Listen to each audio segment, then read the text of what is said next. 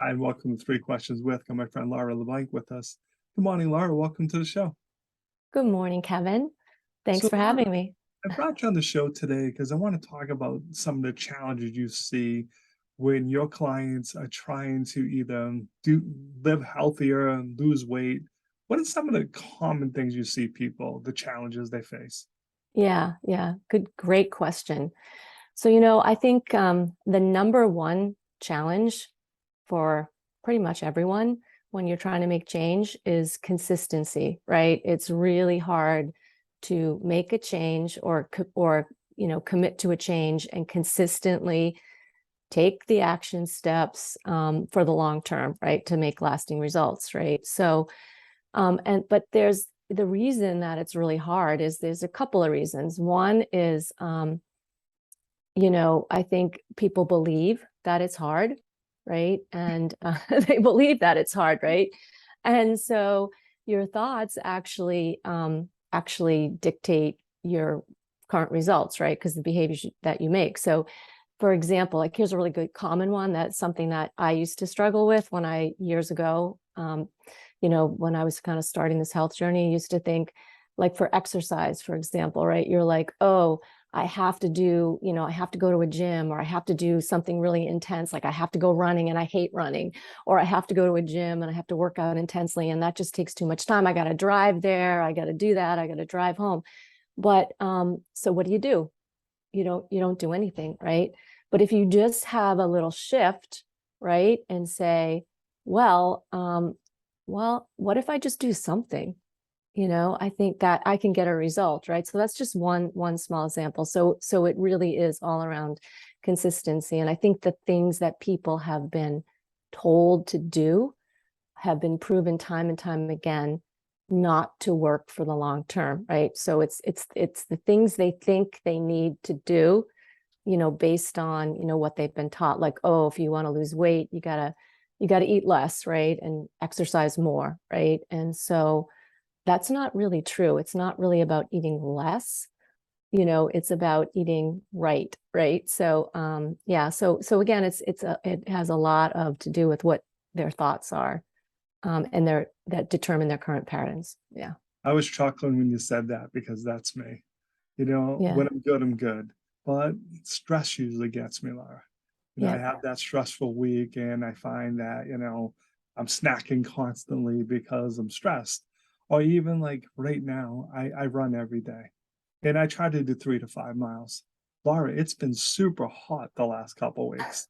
And I get out and I'm like, oh my God, but I'm like, Kev, okay, if you can't go 3 to 5, go what you can. You don't not Right. do it because it's hard, but make the adjustment. And sometimes, like you said, like, well, I'm supposed to run 3 to 5, Laura. I just ran 2. Like, why bother? Because you're Right. still ran 2, dude. It's still good. But like I said, I agree with you 100%. We get so focused on it, and then that the newness of it starts to wear off, and we fall back into our bad habits because, Yeah. oh, I'm stressed today. I get a major thing happening. I find I'm snacking like constantly. And then at the end of the day, I'm like, oh, I feel so lousy. Well, of course you did. You ate a whole bowl of M&Ms today. That's why you feel lousy. you know. But that's happens though, right? Life gets in the way. Yeah, life gets in the way. Life totally gets in the way, right? So it really is more about consistency, right? So kind of like, yeah. So So how do we make lasting change then? How do we yeah, just not give up? yeah, yeah. So my approach, there's like three things I focus on. So the first one is I teach people how to train their brain to work with them and not against them, because the scientific reality is that our brains are hardwired to resist change, right? So they have two main jobs, one to protect us and one to conserve energy. So any change is a threat, especially a change to your diet, right? Because food also falls into the survival category, right? Because think about it, if you have to think about every decision, like every time you're making a change, you have to think about it. And so that takes a lot of energy, and your brain really doesn't like that. It has a lot of jobs to do. It wants to conserve energy. And that's why we've created all these patterns, right? And not just patterns of like behaving, actually patterns of thinking and believing, right? That were programmed into us usually like years and years ago. So the first thing So we work on, trying to get your brain on board, right? Recognizing your current beliefs and your patterns of behavior, and then trying to break them, right? Consciously, like, break them and make a new choice. But that's hard too, because beliefs, again, we talked about, you have to still believe it, right? Like, that's why, like, affirmations don't really work. I mean, they can be part of a holistic approach, right? By telling, obviously, to creating a more positive mindset, but you still have to create the belief. So how do you create the belief, right? You have to prove it works. And people have lots of proof that it doesn't work. They failed on diets before. Everybody they see is failing on a diet, right? So it's creating the belief. So how do you create the belief, right? How do you break the pattern consciously, make a new choice, and then build belief? Well, then you have to focus on, like, the minimum effort, maximum results is what I call it, right? Like, the things that take the minimum amount of effort, but create the maximum results. And so I have a whole list of that, right? And so then it's just committing to one and working on it. And if you can handle two, you can handle two. And when it comes to food and cravings, just include, instead of worrying about what you can't eat, trying to get more of certain nutrients will actually, and balancing your nutrients without counting or measuring, just having a mindful approach to building your meal so it's balanced, and something you can do even if you're out at a restaurant, for example, and you don't always have to eat perfectly, but you can say, okay, what can I add to this to just kind of balance out these nutrients, so that keeps my blood sugar more stable. More stable blood sugar keeps your energy stable, reduces your cravings, and just keeps you even having more mental clarity, energy, affects your mood. So there are just it's really just so it's a combination of, the mindfulness to recognize the patterns, and then also the mindfulness to recognize the results, right? Like, we talk a lot about the eating, right? So what you're eating and what the result is. So it's kind of a multidisciplinary approach. I take the same approach with exercise too, because running has great benefits for a lot of people who enjoy that, right? Because there's the stress reduction, right? And there's that release.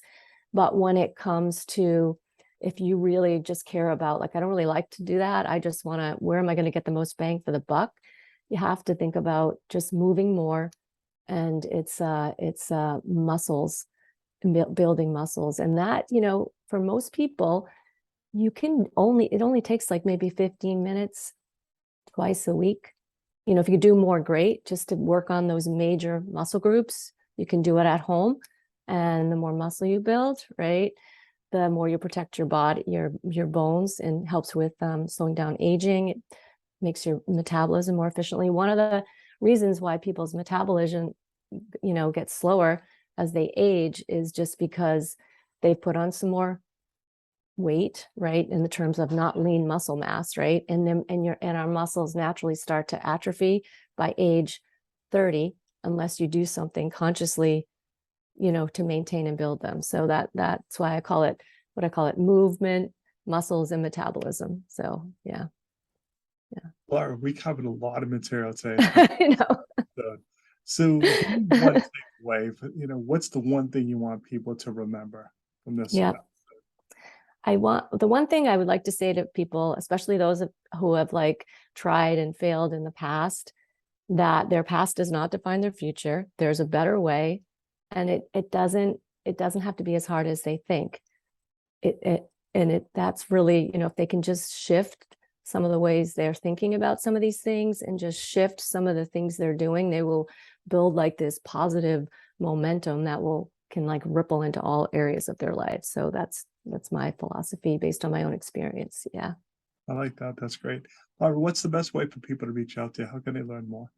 Yeah. So I love connecting with people and having, conversations. So if I share, can you share my link to my calendar? I'd love for them to just, like, book a little bit of time. We can have, like, 15-minute, 20-minute chat, or a little more depending on time, and love to hear from you all.